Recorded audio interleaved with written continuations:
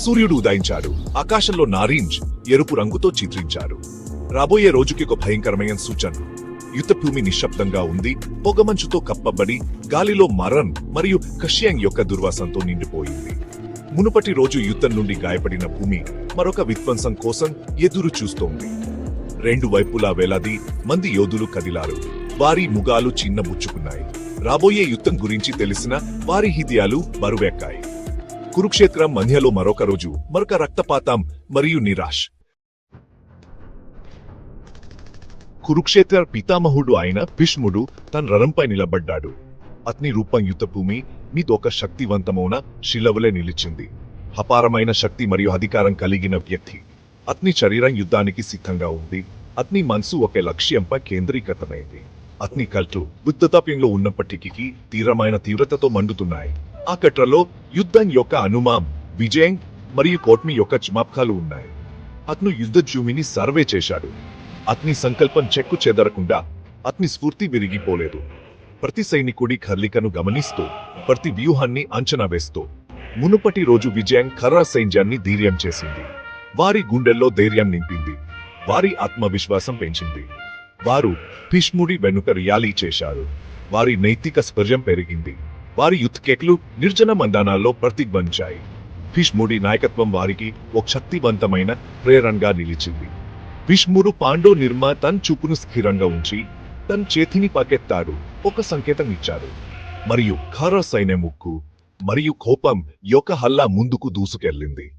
వారి ప్రతి కదలికలో భీష్ముడి ఆజ్ఞలు ప్రతిబింబించాయి. వారి ప్రతి దాడిలో అతని శక్తి కనిపించింది.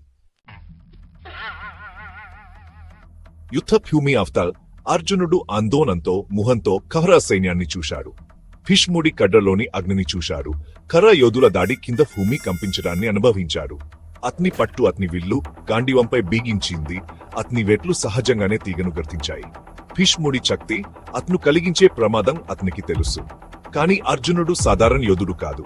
అతను ఇంద్రుడి కుమారుడు, మాస్టర్ ఆర్చర్ మరియు భయం అతని పదజాలలో ఒక పదం కాదు.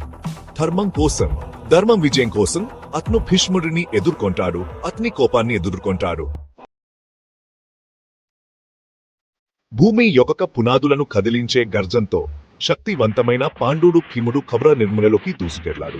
అతని భృతి కంపింపజేసింది. అతని ప్రతి గర్జన చెరువుల గుండెల్లో పీకాన్ని నింపింది. అతని గాత్ మరం మరియు విధ్వంసం యొక్క సుడిగాలి అతని శక్తి ముందు ఏ శత్రువు నిలవలేకపోయింది. అతని మార్గంలో నిలబడిన ఏదైనా నాశనం చేసింది. తన సోదరులకు జరిగిన అన్యాయాలకు ద్రౌపది అవమానానికి ప్రతీకారం తీర్చుకోవాలి అతను కోరుకున్నాడు. ద్రౌపది అవమానానికి ప్రతీకారం తీర్చుకోవాలని అతను కోరుకున్నాడు. అతని హృదయం ప్రతీకారం కోసం మండిపోతున్నప్పుడు అతను దుశ్శాసనుడిని వెతికాడు. తన ప్రియమైన ద్రౌపది అవమానానికి పాల్పడిన దుశ్శాసనుడిని వెతుకుంటూ అతని కళ్ళు భయంకరమైన కాంతితో మెరిశాయి. యుద్ధభూమి అంతా వారి కళ్ళు కలుసుకున్నాయి మరియు మరణం యొక్క నిశ్శబ్ద వాగ్దానం వారి మధ్య జరిగింది. యుద్ధభూమి అంతటా వారి కళ్ళు కలుసుకున్నాయి మరియు మరణం యొక్క నిశ్శబ్ద వాగ్దానం వారి మధ్య జరిగింది. ఈ ఇద్దరు టైటాన్లు చీకొంటున్నప్పుడు భూమి కంపించింది మరియు మరణం యొక్క నిశ్శబ్ద వాగ్దానం వారి మధ్య జరిగింది. ఈ ఇద్దరు టైటాన్లు చీకొన్నప్పుడు భూమి కంపించింది. వారి ఆయుధాలు ఉరుములా మోగాయి. భూమి కంపించింది. వారి ఆయుధాలు ఉరుములా మోగాయి. వారి తుఫాను యొక్క కోపాన్ని ప్రతిధ్వనించింది. భీముడి ప్రతీకారం, అతని శక్తి, అతని కోపం ఈ భూమిని తుఫానుగా మార్చింది. తద విభాగం పరిస్థితి మారుతుంది. భీష్ముడి నాయకత్వంలో ఖర్రా సైన్యం కొత్త శక్తితో పోరాడింది. వారు పాండోదరాలపై తిరిగి నెట్టారు. వారి దాడులు కనికరం లేకుండా వారి స్ఫూర్తి విరిగిపోలేదు. యుద్ధం యొక్క హల్ వారికి అనుకూలంగా మారుతున్నట్లు అనిపించింది. బాణాలు మరియు కోపం యొక్క సుడిగాలి అయిన భీష్ముడు పాండవ శ్రేణుల ద్వారా కత్తిరించాడు. అతని లక్ష్యం నిజం. అతని సంకల్పం చెక్కుచెదరకుండా ఉంది. పాండవ యోధులు ధైర్యంగా పోరాడారు. కాని ఖర్రా దాడి యొక్క తీవ్రత వల్ల వారు నెమ్మదిగా మునిగిపోతున్నారు. ఆర విభాగం కొంత విరామ. సూర్యుడు అస్తమించడం ప్రారంభించినప్పుడు యుద్ధభూమి అంతా పొడవైన నీడలను వేస్తూ కురుక్షేత్రంపై నిశ్శబ్దం అలుముకుంది. కనికరం లేని లోహ శబ్దం, గాయపడిన వారి జడుపులు, యోధుల యుత కేకలు అన్ని నిక్కరమైన నిశ్శబ్దంలోకి మస్పడ్డాయి. రెండు సైన్యాలు అలసిపోయి షికించి వెనక్కి తగ్గాయి. వాటి మధ్య నిశ్శబ్దం యొక్క హగాదాన్ని సృష్టించాయి. పడిపోయిన యోధుల శవాలతో నిండిపోయిన యుద్ధ క్యూమి ఆ రోజు జరిగిన మారహోమానికి ఒక భయంకరమైన నిదర్శనంగా నిలిచింది. రేపు మరణర్తేం ప్రారంభమవుతుందనే స్థానంతో నిశ్శబ్దం బరువన్నది. గర్భతి 7వ విభాగం వ్యూహాల గుసగుసలు.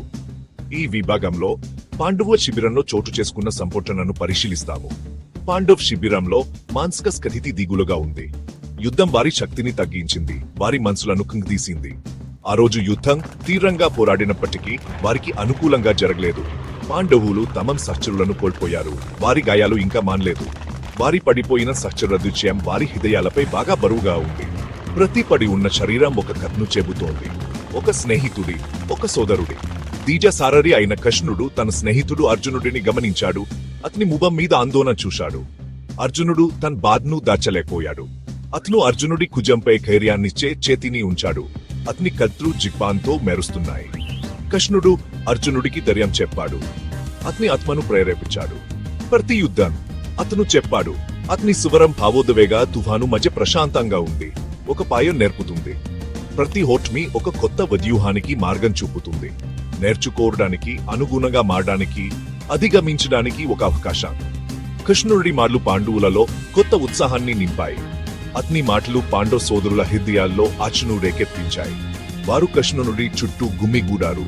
అతని జిగానాన్ని గ్రహించడానికి. అస్తమించే సూర్యుని కాంతి వారి ముఖాలను ప్రకాశవంతం చేసింది. వారి ఆత్మను వెలిగించింది. రాబోయే యుద్ధాల కోసం వారు వ్యూహర్చన చేస్తున్నప్పుడు వారి హృదయాల్లో కొత్త ఆశలు, కొత్త వ్యూహాలు పుట్టుకొచ్చాయి. 8వ విభాగం యుద్ధ నీడలో.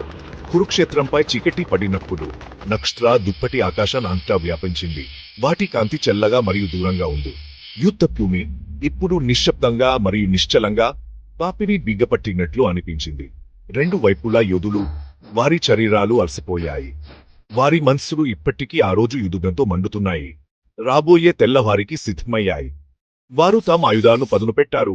వారి గాయాలను చూసుకున్నారు మరియు వారి దేవుళ్లకు ప్రార్థనలు చేశారు.